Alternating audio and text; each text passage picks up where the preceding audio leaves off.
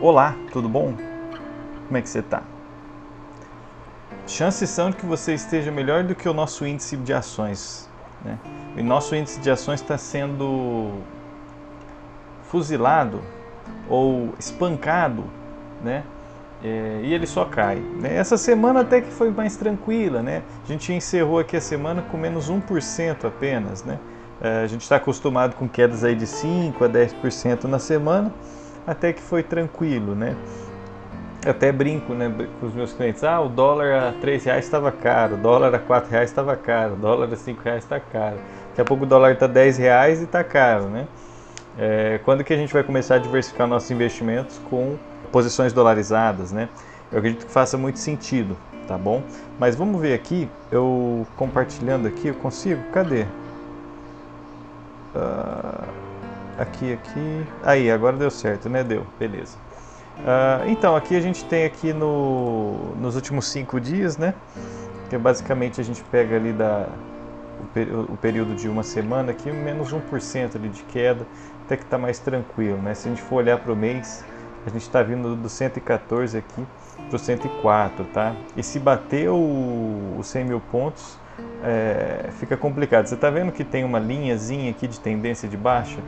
Ela não rompeu essa linha de tendência de baixa. Eu vou mostrar aqui no gráfico para vocês, só para vocês terem uma noção, tá? E aí esse vídeo vai ser um pouquinho mais técnico, assim, a gente vai olhar para o gráfico e aí eu vou tentar pontuar algumas coisas, espero que seja útil para você e você aprenda alguma coisa, tá bom? Então vamos colocar aqui, isso aqui que vocês estão vendo é o gráfico do Bradesco, tá certo?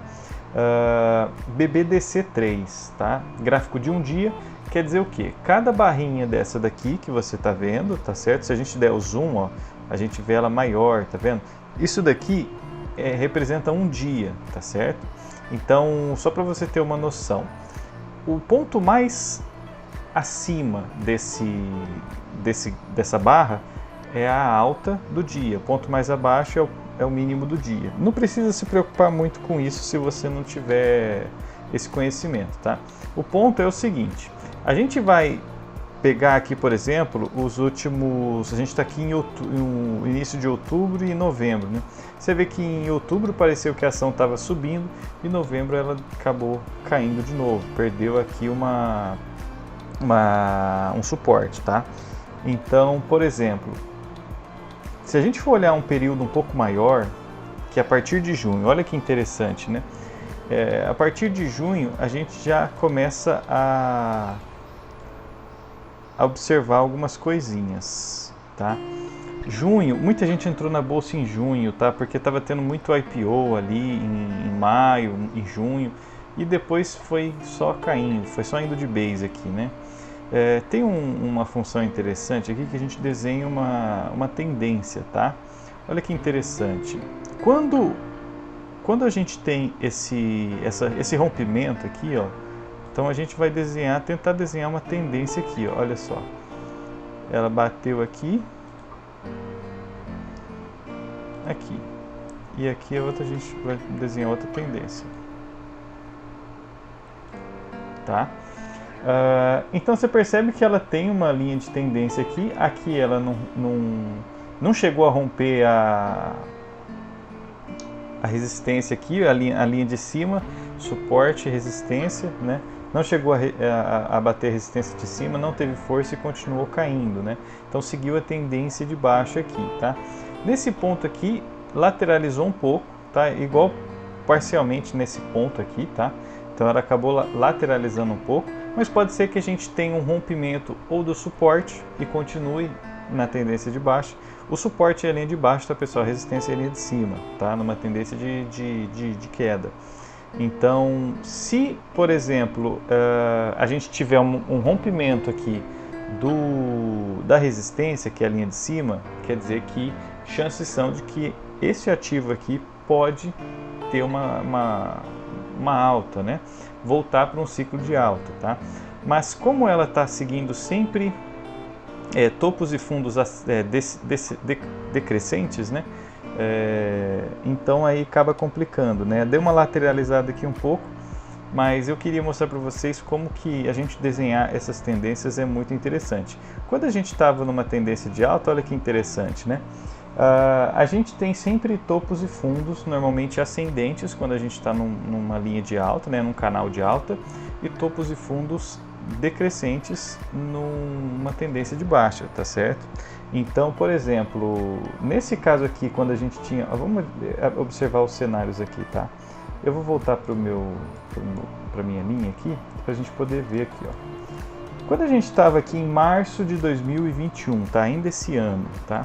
A gente estava aqui, tinha acabado de sofrer uma queda muito forte a bolsa, né?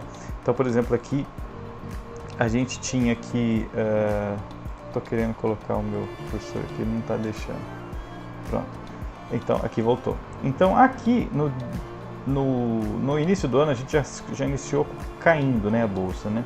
E aí em março a gente teve uma terceira onda de pandemia, não sei o que, uma nova linhagem do vírus lá que acabou fechando muito comércio e a bolsa caiu.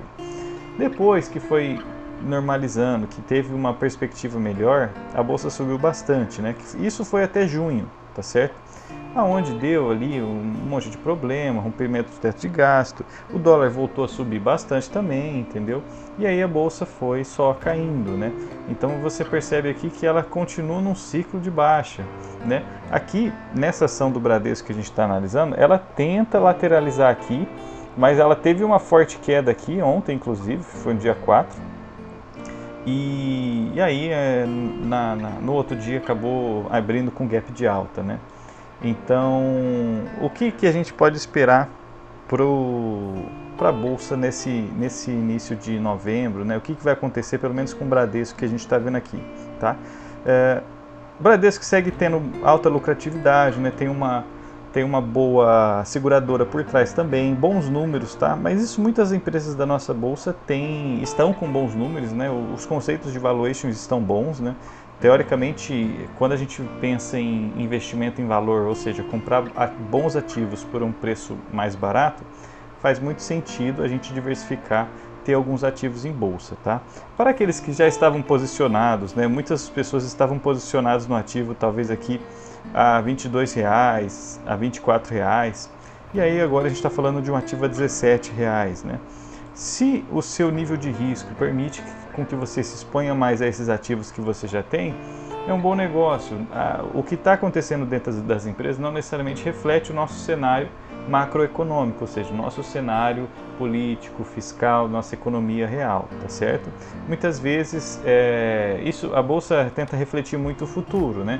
Então, por exemplo, um risco fiscal maior, uma inflação mais alta e um juro maior acaba impactando ali diretamente ou indiretamente o resultado das empresas, né? Ou até o crescimento delas, porque imagina o seguinte, quando a gente tem um juro mais alto, o crédito fica mais caro e fica um pouco mais difícil daquela empresa crescer.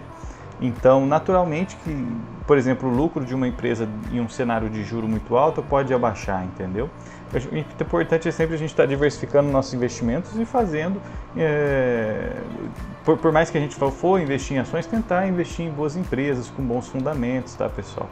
Então, por exemplo, aqui a gente ainda está numa tendência de baixa, não chegou a romper aqui a linha de cima do canal, né? Tentou aqui romper, mas acabou não tendo força e ela segue caindo. Pode ser que a ação continue caindo e a Bolsa Brasileira continue caindo.